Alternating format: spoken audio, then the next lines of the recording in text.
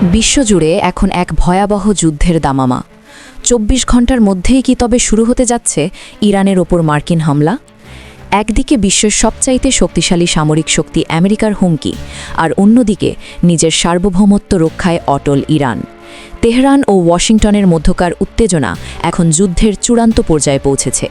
মার্কিন president Donald ট্রাম্পের হাতে ইতিমধ্যেই পৌঁছে গেছে পেন্টাগনের হামলার নীল নকশা।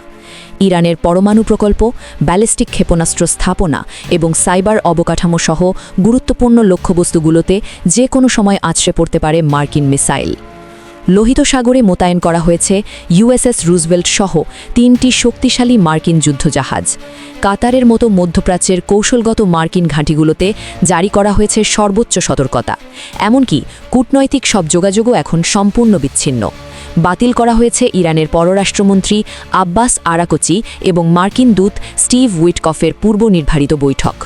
ইউরোপীয় কর্মকর্তাদের ধারণা, ট্রাম্প প্রশাসন এবার সরাসরি সামরিক হস্তক্ষেপের পথেই হাঁটছে। এই উত্তেজনার মূলে রয়েছে ইরানের অভ্যন্তরীণ বিক্ষোভ পরিস্থিতি। বিক্ষোভ দমনে নিহতের সংখ্যা ২০০০ ছাড়ানো এবং তরুণ বিক্ষোভকারী ইরফান সুলতানির দ্রুত মৃত্যুদণ্ড ঘোষণার পর আমেরিকার চাপ সীমাহীনভাবে বেড়েছে। তবে ইরানের অবস্থানও অত্যন্ত কঠোর। খামেনি প্রশাসন সাফ জানিয়ে দিয়েছে যে কোনো আগ্রাসনের দাঁতভাঙা জবাব দেওয়া হবে। পার্লামেন্ট স্পিকার মোহাম্মদ বাগের গালিবাফ হুঙ্কার দিয়েছেন, হামলা চালানো হলে পুরো অঞ্চলে আগুন জ্বালিয়ে দেবে তেহরান। ক্ষেপণাস্ত্র এবং আধুনিক বিমান প্রতিরক্ষা ব্যবস্থা নিয়ে সর্বোচ্চ প্রস্তুতি নিয়ে রেখেছে ইরানি বাহিনী। এদিকে আন্তর্জাতিক অঙ্গনেও শুরু হয়েছে নতুন মেরুকরণ।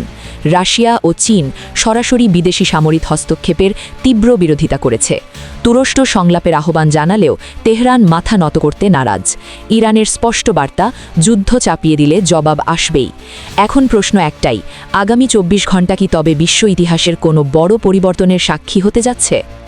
প্রিয় দর্শক, আমেরিকা ও ইরানের এই যুদ্ধ পরিস্থিতিকে আপনি কিভাবে দেখছেন? আপনার মূল্যবান মতামত কমেন্টে আমাদের জানান। দেশ ও বিদেশের সর্বশেষ গুরুত্বপূর্ণ খবরগুলো সবার আগে পেতে দিগন্ত বার্তা সাবস্ক্রাইব করে সাথেই থাকুন। ধন্যবাদ।